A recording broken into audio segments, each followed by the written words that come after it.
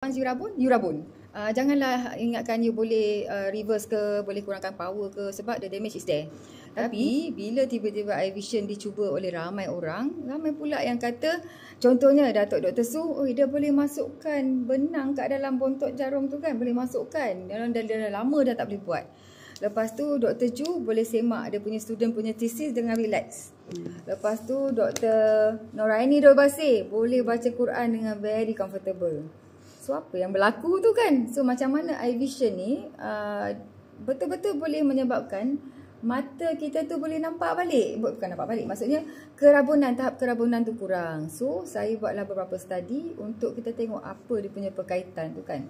So untuk satunya dalam eye vision kita ada zat-zat yang sangat sampai kepada mata, iaitu lutein, zeaxanthin, mesozeaxanthin, juga daripada maki-berry dan juga blueberry, dan mana zat tu dengan formulation yang tertentu dia sangat sampai kepada mata, dan mereka ni secara kolektif berfungsi sebagai pelindung daripada cahaya biru.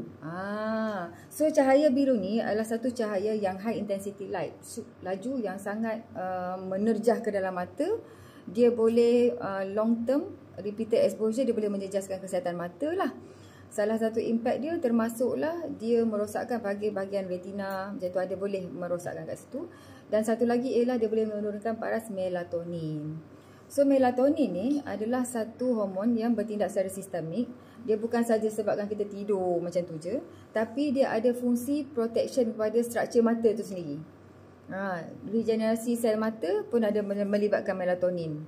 Jadinya bila dia menyekat bahan-bahan tu, menyekat blue light tu, jadinya dia akan mengekalkan paras melatonin yang bagus, yang lebih tinggi. Itu yang pertama. Yang kedua, kita tahu tentang rabun dekat dan rabun jauh. Bila sebenarnya image pada mata tu dapat melihat dengan jelas apabila kanta mata kita tu, kanta mata tu berjaya fokuskan image betul-betul pada retina. So macam mana dia nak fokuskan image tu adalah kanta tu dia boleh adjust kecembungan dia.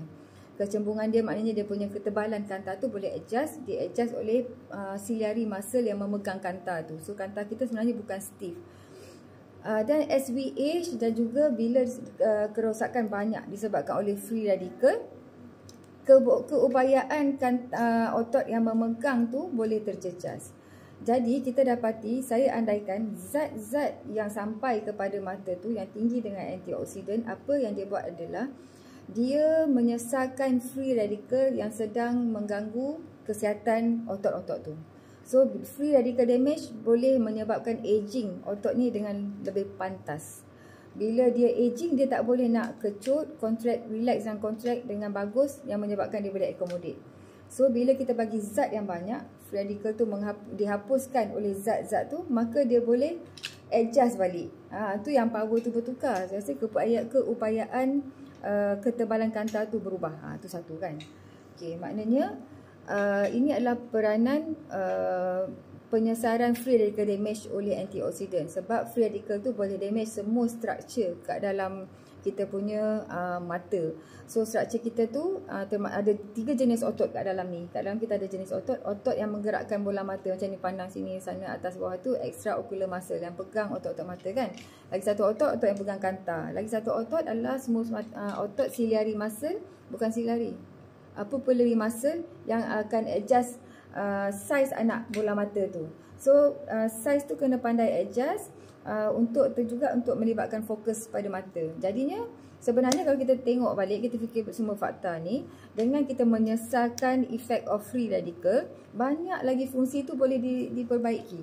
So besar potensi dia, itulah jadi banyak testimoni orang punya vision tu bertambah baik.